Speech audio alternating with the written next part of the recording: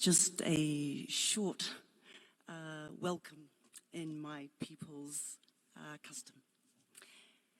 Greetings to the Onondaga Nation, the President of the General Assembly, Madam Chairperson of the Permanent Forum, distinguished panelists, respected Indigenous representatives, Forum delegates, and the Voluntary Fund for enabling my participation.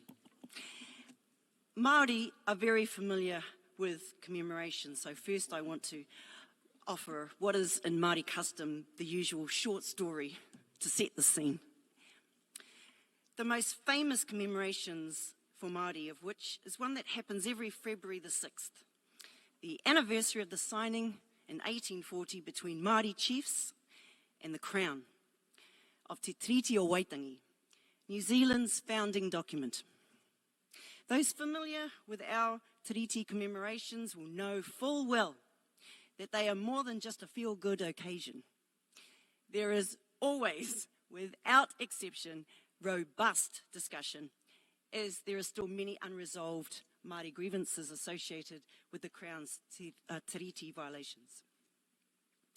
And this year we saw unprecedented strong words between Māori leaders and New Zealand government officials. It's the first time that Māori have publicly declared the New Zealand government with its extraordinary anti-treaty policies to be, and I quote, our enemy. So the good news? This has galvanised Māori from all over Aotearoa to collaboratively focus even more intently on reconstructing Māori sovereignty. So how does this all relate to the outcome document's 10th anniversary? Well, let's consider some harsh realities expressed in this forum's opening session about SDG progress which has stalled and in some cases reversed. A crumbling Western system founded on greed and green neo-imperialism and destructive capitalistic forces which are catastrophic for the earth. These have all profoundly negative impacts on Indigenous people's human rights, despite states in the outcome document reaffirming the Declaration on the Rights of Indigenous Peoples and committing to giving due consideration to recommendations and advice issued by the Permanent Forum and the Expert Mechanism on the Rights of Indigenous Peoples. Simultaneously, there is a growing recognition that the UN system more broadly is becoming increasingly captured by pathological corporate agendas that are harmful to Indigenous people's rights and well-being.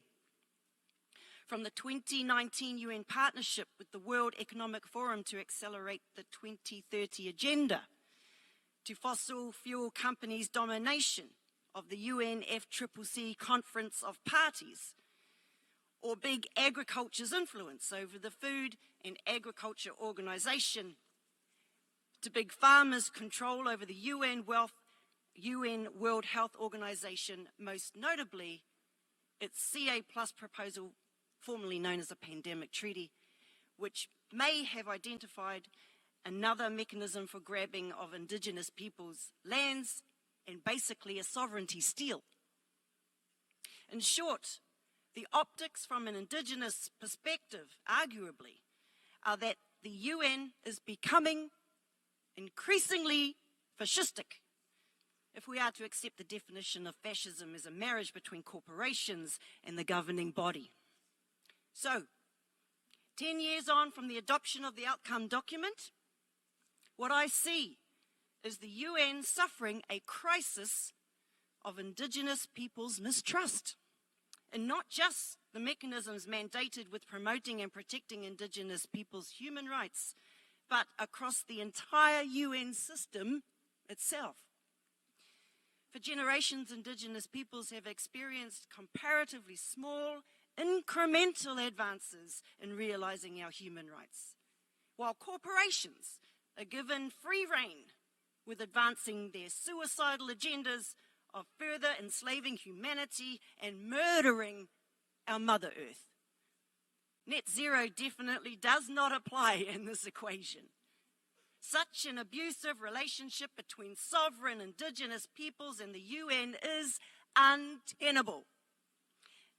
Our life-nurturing traditional values are incompatible with such violence in interpersonal relationships, so why tolerate it elsewhere? Therefore, I emphasize with calls and empathize an Indigenous people's rahui, that is a restriction or boycott of the UN and or selected agencies and mechanisms, simultaneous with an urgent unionisation of Indigenous peoples, dealing respectfully with one another as sovereign First Nations, focusing on our life-nurturing priorities. My challenge to the UN, this feels more like a funeral than a commemoration, I'm sorry, but it does, is to urgently course correct, go back to your human rights roots and purge life-destroying corruption from your system.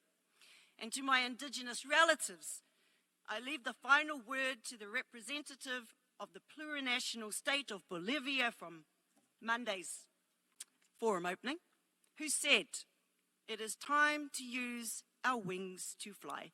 Nā reira, mauri ora, thank you.